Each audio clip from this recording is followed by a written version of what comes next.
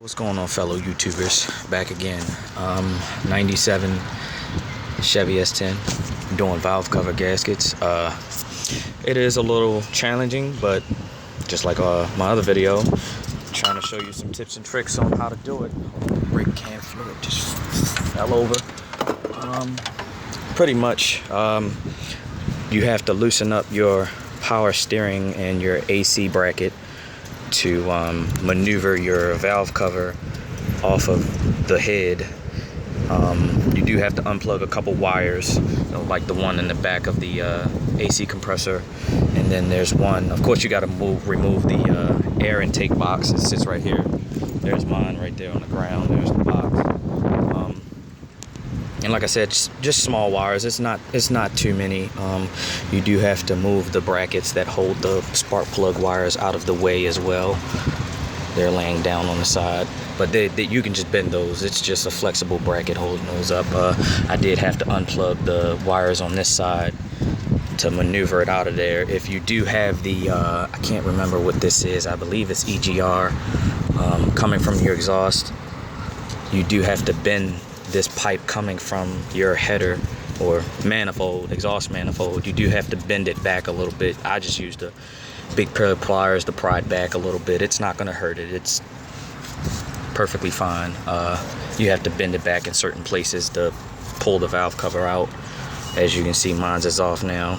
Those are the rocker arms and stuff. But yeah, it's a little challenging, but not too hard. I thought it was harder than what it was. And there's my valve cover. And yes, this is a Vortec engine. VTEC. Vortec, not VTEC. But yeah, I'm about to change them out now. Got my gaskets. And do another video for the other side.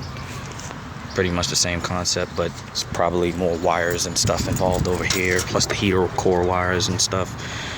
But I'll be back in a sec. Right, so here's the passenger side. So to do this side, you have to take the whole harness off the top side of the motor. Basically, every wire plugged into the top side of this motor has to come out. Oh, okay, I almost lost the screw there. But yeah, everything, the AC unit, the throttle body plugs, the alternator fuse link, and the wire that also connects to the battery, that has to come off. Your coil pack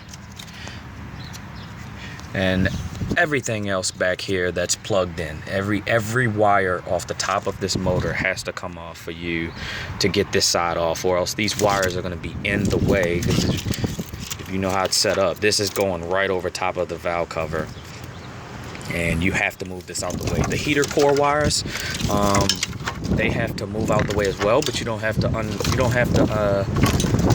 to take those off, so you don't have to waste any antifreeze. I just moved those out the way. They're flexible. If you take the bracket off that's on the back side of the alternator that holds the heater core hoses down, which is this bracket right here, that bolts in right here behind the bracket, and it holds those two heater hoses right here. You got to take that off and move those. You can move these hoses out the way. As you can see, I got them just sitting up out the way, and just take the 3 bolts off the valve cover, and it'll slide out. You'll have to pull on the wires back here a little bit to maneuver it out of there, but it'll work. And it won't be too difficult getting it. Oh yeah, also I forgot about this. Something to do with the evap system. There's also a plug right here that goes into this evap solenoid at the top side of the manifold, intake manifold, that you have to take out as well. And just right here, this piece, there's a little tube right there. Where is it at? Right here. Can't see it because it's so dark, sorry. But there's a tube there, and that has a clip inside of it that you have to take out. This little, let's see if I can find, here it is right here. This little clip goes inside of there like that, and you got to use, I don't know, some tweezers or a pick to get it out. It isn't hard though. It isn't hard. Like I said, all the wires, also the coil wire has to come out too. I know it sounds like a lot, but as long as you do all that, they'll come out. It's a good time to check and make sure all your rocker arms are tight too, which I went on ahead and did myself, and everything seems to be fine.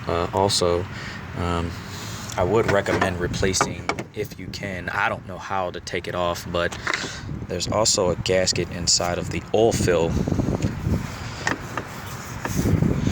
right here. It was kind of, as you can see, it's got some play in it. There's a little, I don't know, it's trying to clear up on it. There it is. There's a little seal right there that sits in between this filler and the actual valve cover.